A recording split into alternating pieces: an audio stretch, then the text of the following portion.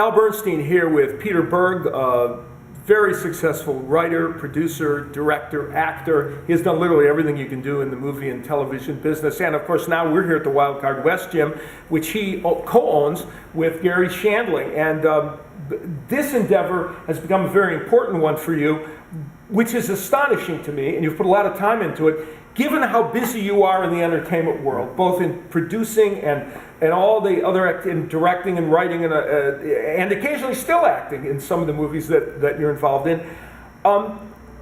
That endeavor for you, how do you juxtapose the two and still find time to be involved with this? Well, for me, the boxing gym is it's kind of like therapy, mental and physical therapy for me. It keeps me energized. It's so different than filmmaking or television, the world of film and television, and the people that come in here, the types of conversations we have, the type of work we do in here. It's really become kind of my church, my salvation, and I actually find that by opening this and having this as a passion, it's given me more energy and inspired me to work harder and to feel just more energized in film and television. Sports has been a really big part of many of the things that you've done. Of course, we know about Friday Night Lights, the great series that you directed and wrote most of the episodes. And of course, your show on Freddie Roach. You've even executive produced Jim Lampley's show on boxing. What people may not know about you is, many, many years ago, you were actually a production assistant on the Battle of the Network Stars. Yes, I was. Is that a true statement? It's a true statement. That was my first job, and it was up in Pepperdine, and I was a PA. I had no idea what I was doing, and there was some of the women that were on the TV stars. There was Heather Locklear, right, and there was an actress named Tracy Scoggins. Oh, I remember her. Yeah.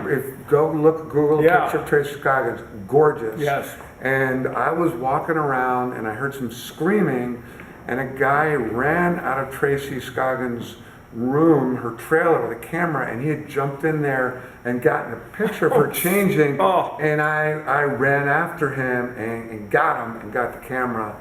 And that was my first bit, like I was a hero with Tracy Scoggins. Very good. Didn't get anywhere with her, but I was a hero with her. Great admiration. But I got the film, and so that was my first, kind of a lesson, and you just have to take the initiative.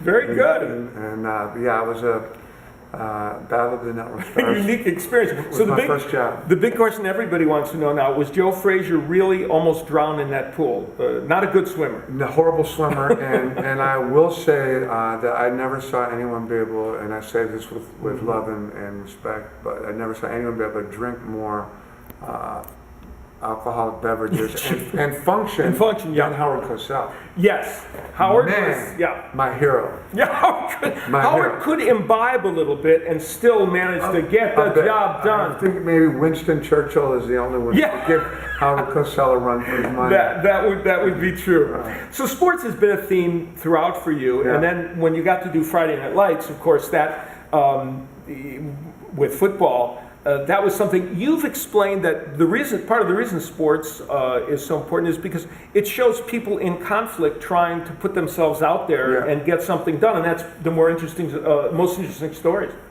I've always felt drawn to the psychology of violence, whether it's people in the military or people in sport.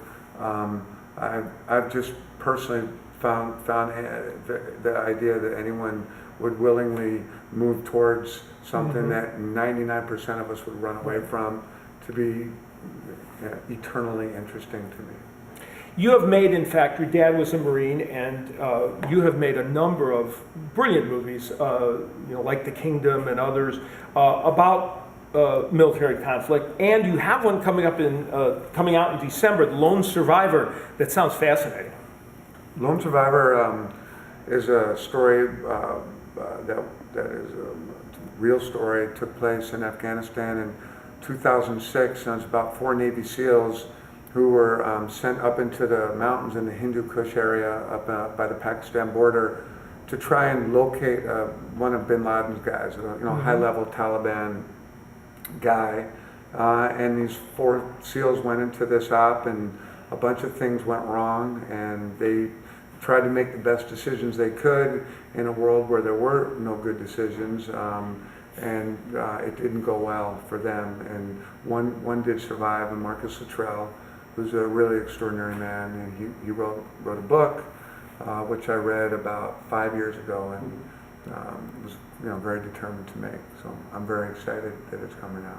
Sounds like a brilliant movie, and it must be difficult to make a movie about an actual experience because you want to be as true as you can to it, and yet there are even some things you don't really want to talk about.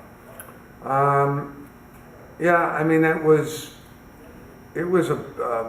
this whole experience of Lone Survivor was a real pleasure, and I got to know there were a total of 19 soldiers that were killed, and I got to meet most of their families and learn so much about these guys, and spend a lot of time in the Navy SEAL community in particular, and I have so much admiration for that community, and that it was a privilege. I can't say it was fun to make the film. It's not a fun movie, but it really was a privilege to be able to make a film that shows kind of who these guys are, and what they really do, and how they really operate. And I was able to do quite a bit of research. I was able to go to Iraq for a month and live with a small Navy SEAL platoon, and that just really motivated me and inspired me to throw myself in this project. So I'm by far the most excited about a film that I've ever been in. I sound very invested in it, and why not? That'll be out in December, and we'll all look forward to it,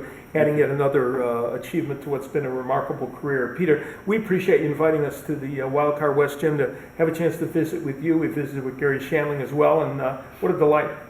Come back anytime. All right, great. Put the gloves on. We'll come in and we'll do a little sparring. Peter Berg.